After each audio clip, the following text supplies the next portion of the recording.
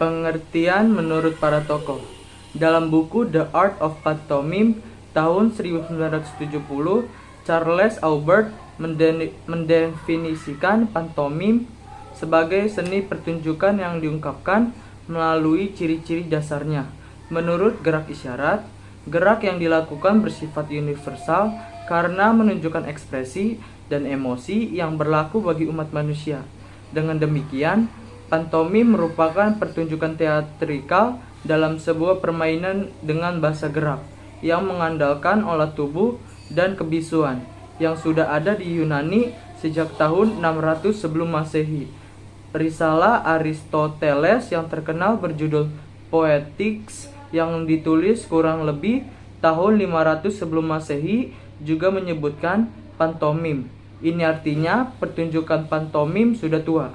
Bahkan beberapa teori menyebutkan pantomim sudah ada dan dikenal di Mesir dan India sebelum ada di Yunani. Rumusan yang dikemukakan oleh Aristoteles memberitakan asumsi bahwa pantomim sudah mulai dapat diungkapkan melalui ciri-ciri dasarnya, yakni ketika orang mempertahankan seni gerak tiruan atau imitation yang tidak berdasarkan pada ritme secara dominan. Rendra mendefinisikan pantomim sebagai pengembaraan semua kegiatan manusia yang hanya dengan gerak semata, sampai sedetail-detailnya. Sebagai sebuah bentuk seni yang bercerita dengan gerak semata, pantomim sangat memerlukan penguasaan seni gerak. Malahan, dalam perkembangannya dewasa ini, pantomim dapat digunakan tidak hanya untuk bercerita, tetapi juga berekspresi secara liris atau abstrak. Atau Rendra pada tahun 1994 berbanding 46.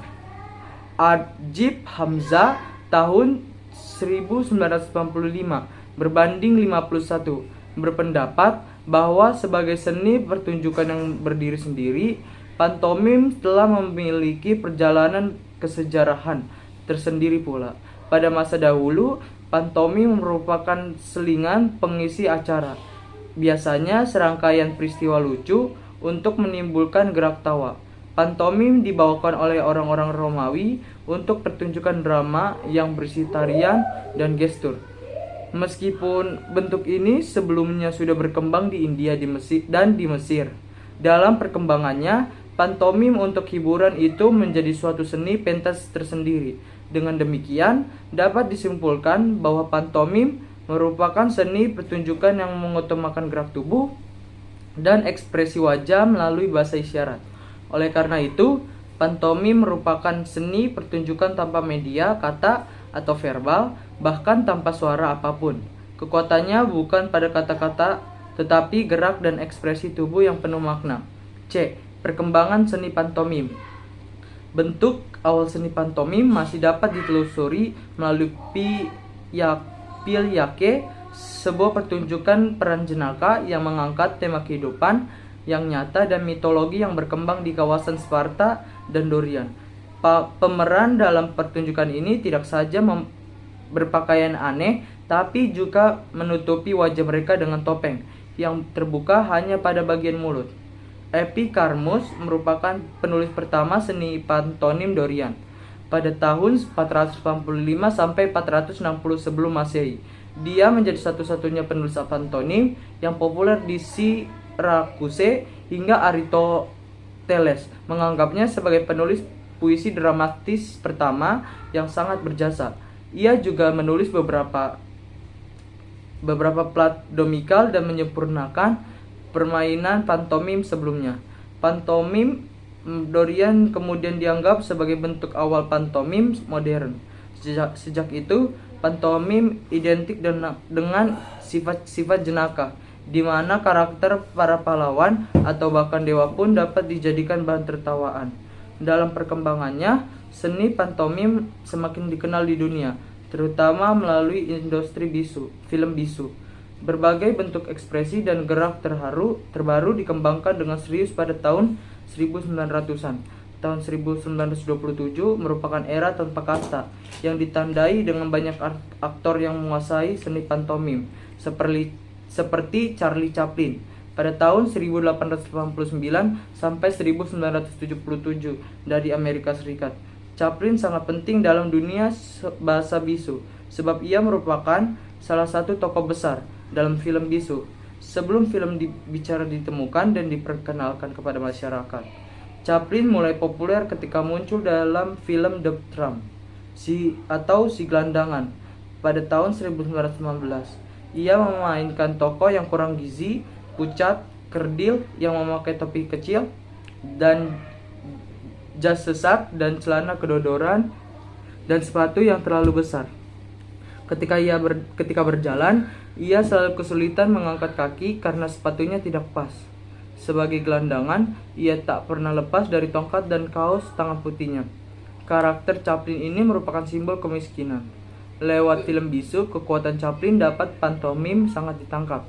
Seniman pantomim terkenal lainnya adalah Marcel Marceau dari Prancis, pria kelahiran Prancis 22 Maret 1923. Ini jatuh cinta pada pantomim karena sering menonton film bisu Canton dan Chaplin. Gaya pantomimnya mendapat pengaruh besar dari gaya Harlequin dan karakter pantomim klasik Pierrot karya de Bourgeois sejak tahun 1947. Marceau terkenal dengan tokoh ciptaannya yang bernama Bip. Terkenal dengan tokoh ciptaannya yang bernama Bip yang selalu tampil dengan muka putih. Pertama kali Bip dibawa keliling ke Switzerland, Belgia, dan Belanda. Pada tahun 1949, Marceau mendapat penghargaan de Bourgeois Prize untuk karyanya yang berjudul Death Before Dawn. Di Indonesia, tokoh penting dalam dunia pantomim adalah Jemek Supardi. Ia kerap disebut Bapak Pantomim Indonesia karena komitmennya dalam mengeluti cabang seni teater itu. Beberapa poster yang panjang di tembok ruang tamunya merupakan bukti. Poster-poster tersebut adalah publikasi pertunjukan pantomim di masa lalu.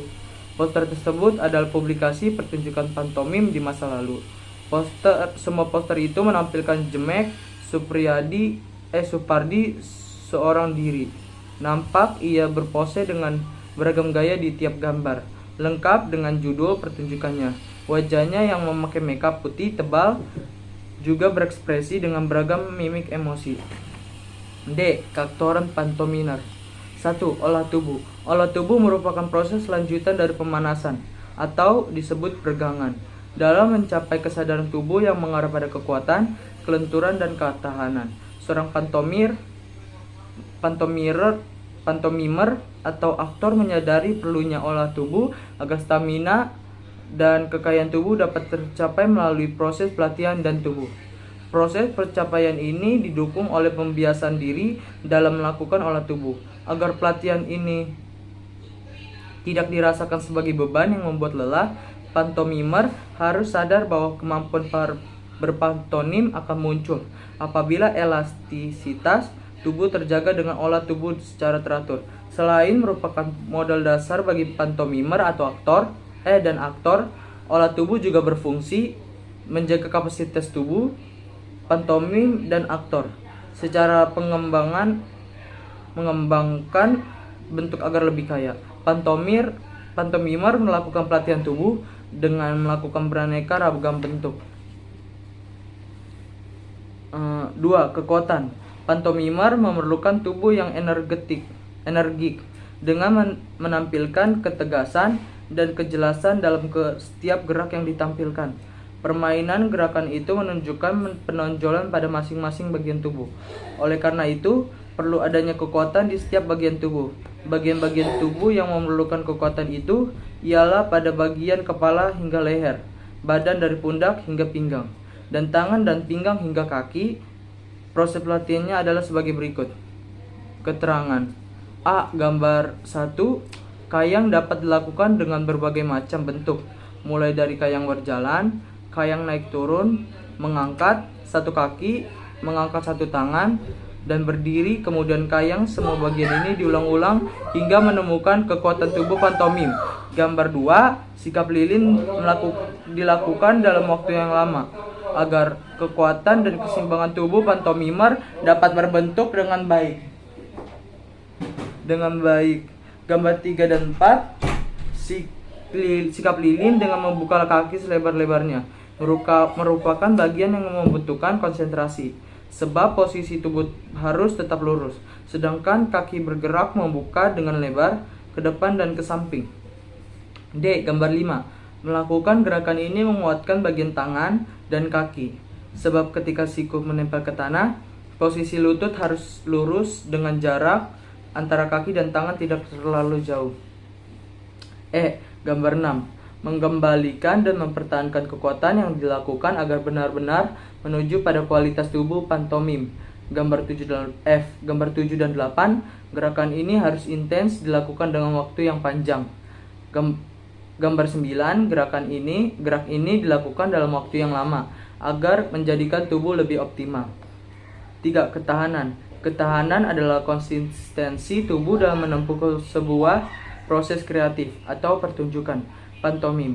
Pantomimer memerlukan stamina dan energi dalam menemukan ketahanan dalam tubuhnya, sehingga mengoptimalkan tubuh berlangsung secara otomatis tanpa adanya pemaksaan terhadap energi yang berimplikasi pada kualitas pertunjukan pantomim yang tidak maksimal karena terjadi kegagapan bentuk gerak dan jalinan konsistensi tubuh, bentuk dan gerak tidak senapas.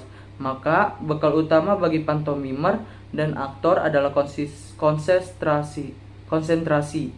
Hal ini dimaksudkan agar proses eksplorasi atau pementasan dan pasca pementasan akan memperoleh hasil yang membanggakan pelaku dan penonton.